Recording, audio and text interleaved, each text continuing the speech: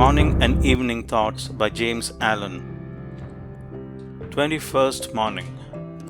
Let your heart grow and expand with ever-broadening love, until, freed from all hatred and passion and condemnation, it embraces the whole universe with thoughtful tenderness.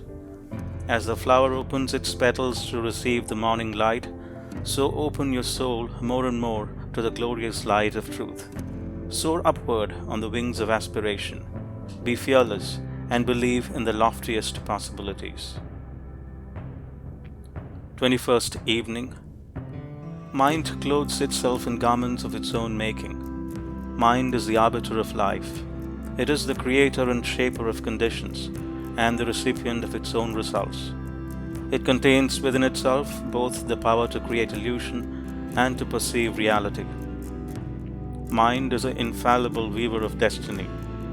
Thought is a thread, good and evil deeds are the warp and the woof, and the web woven upon the loom of life is character. Make pure thy heart, and thou wilt make thy life rich, sweet, and beautiful, unmarred by strife. 22nd Morning. Cherish your visions, cherish your ideals, cherish the music that stirs in your heart, the beauty that forms in your mind, the loveliness that drapes your purest thoughts. For out of them will grow all delightful conditions, all heavenly environment. Of these, if you will remain true to them, your world will at last be built. Guard well thy mind, noble, strong, and free. Nothing shall harm, disturb, or conquer thee. For all thy foes are in thy heart and mind. There also thy salvation thou shalt find. 22nd Evening. Dream lofty dreams, and as you dream, so shall you become. Your vision is the promise of what you shall one day be. Your ideal is the prophecy of what you shall at last unveil. The greatest achievement was at first and for a time a dream. The oak sleeps in the acorn, the bird waits in the egg, and in the highest vision of the soul a waking angel stirs. Your circumstances may be congenial, but they shall not long remain so when you perceive an ideal and strive to reach it. 23rd Morning. He who has conquered doubt and fear has conquered failure. His every thought is allied with power, and all difficulties are bravely met and wisely overcome. His purposes are seasonably planted, and they bloom and bring forth fruit which does not fall prematurely to the ground. Thought allied fearlessly to purpose becomes creative force. He who knows this is ready to become something higher and stronger than a mere bundle of wavering thoughts and fluctuating sensations. He who does this has become the conscious and intelligent wielder of his mental powers. 23rd Evening. Man's true place in the cosmos is that of a king, not a slave, a commander under the law of good, and not a helpless tool in the reign of evil. I write for men, not for babes, for those who are eager to learn and earnest to achieve, for those who will put away, for the world's good, a petty personal indulgence, a selfish desire, a mean thought, and live on as though it were not sans craving and regret. Man is a master. If he were not, he could not act contrary to law. Evil and weakness are self-destructive.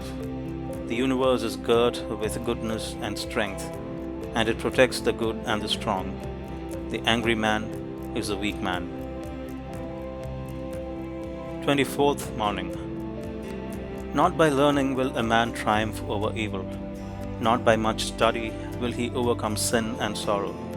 Only by conquering himself will he conquer evil. Only by practicing righteousness will he put an end to sorrow. Not for the clever, nor the learned, nor the self-confident is the life triumphant, but for the pure, the virtuous, and wise. The former achieve their particular success in life, but the latter alone achieve the great success so invincible and complete that even in apparent defeat it shines with added victory. 24th Evening.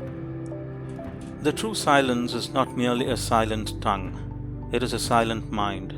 To merely hold one's tongue and yet to carry about a disturbed and rankling mind is no remedy for weakness and no source of power. Silentness, to be powerful, must envelop the whole mind, must permeate every chamber of the heart.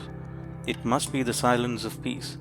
To this broad, deep, abiding silentness, a man attains only in the measure that he conquers himself. 25th morning.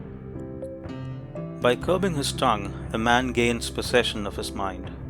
The fool babbles, gossips, argues, and bandies words.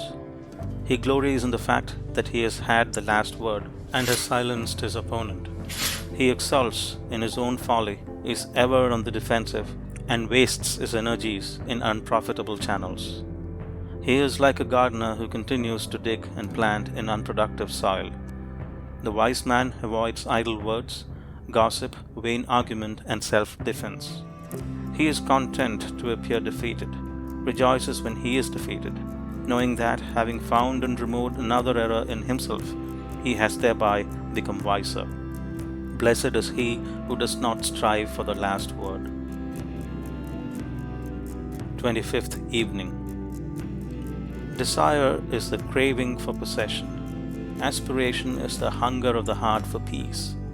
The craving for things leads ever farther and farther from peace, and not only ends in deprivation, but is in itself a state of perpetual want.